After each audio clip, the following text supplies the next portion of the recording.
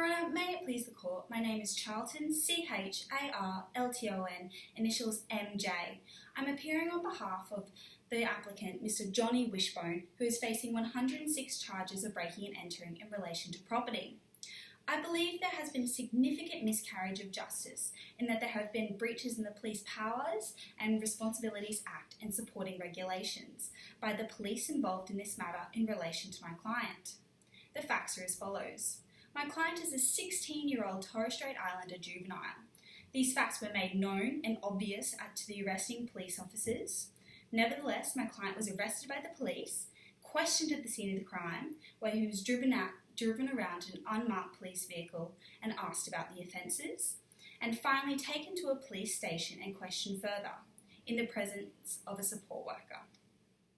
There are two issues that arise out of these facts. Firstly, my client, as a juvenile, did not have adequate representation in regards to his questioning, and secondly, my client was interviewed at the scene of the crime with no electronic recording. The police simply took what they said happened and put it into a police statement 3 months later. My client's confession during such questioning is the basis of the Crown's case against my client, and I submit that is inadmissible as it was improperly obtained. My first point, Your Honour. The arresting police officers drove my client around the surrounding area asking informal questions such as, did you break into this house? Did you break into that house? To which my client responded a mix of, yes I did, I'm not sure, and I can't remember. Apart from questioning a frightened and confused juvenile in a manner that suggested to my client that it was an official questioning, there has been a clear breach of the Police Powers and Responsibilities Act and Regulation.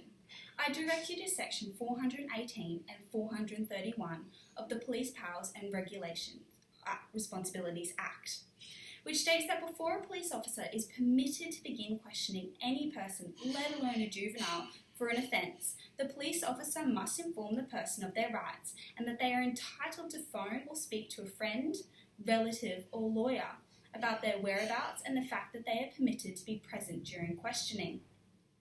Your Honour, as evidenced by the facts, the arresting police officer did not read out any rights to my client or afford them the appropriate opportunity to contact a friend or relative. Denying this right is an important point because, as I've stated before, my client is of Torres Strait Islander heritage where family ties are increasingly important. But rather, the police began questioning immediately in the back of the police vehicle, which is a clear breach. Furthermore, Your Honour, Section 420, subsection 4 and Section 421, subsection 2 of the Police Powers and Responsibilities Act applies to my client because, again, he is a Torres Strait Islander. This section states that a police officer must not question a person unless they've given them opportunity to speak with a support person chosen by the child in a setting where the conversation cannot be overheard. My client was afforded the opportunity to speak to a support person in a private setting, but the support person was not of my client's choice. Your Honour, my client was paired with a middle-aged white female, and having regard to the Torres Strait Islander background and customs such as language, speaking to elders, body language, and traditions between males and females, and eye contact, such an unknown and independent social worker was not an appropriate choice, let alone my client's choice.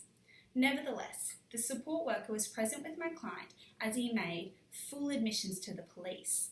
She even said to my client before the interview, answer the police questions and just tell the truth. Your Honour, under Section 36, subsection 2C of the Police Powers and Responsibilities Regulation, support persons, unless a lawyer, are not to provide legal advice to the relevant person, but rather are meant to inform them that they're entitled to legal representation and their right to silence. Again, this wasn't done.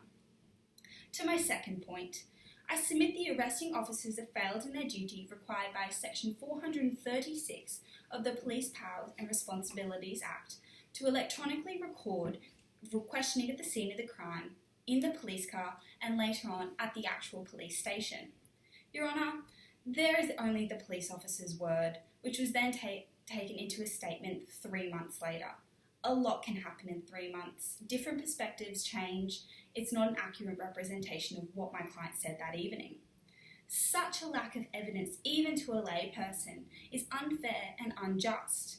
Therefore, Your Honour, I direct you to Section 5, subsection E of the Police Powers and Responsibility Act, which states the purpose of the Act is to ensure fairness to and to protect the rights of persons against whom the police officers exercise powers under this Act. I submit, Your Honour, that my client has not been afforded the right to fair process, and the improperly obtained evidence is highly prejudicial to my client. Therefore, I apply to the Court to exercise its inherent jurisdiction pursuant to the rule of Bunning and Cross to dismiss the evidence against my client on fairness and public policy grounds, because indeed it would be unfair and against public policy to allow a confession made by a young, frightened, unrepresented and uninformed individual to stand, particularly when it wasn't even reported. Thank you.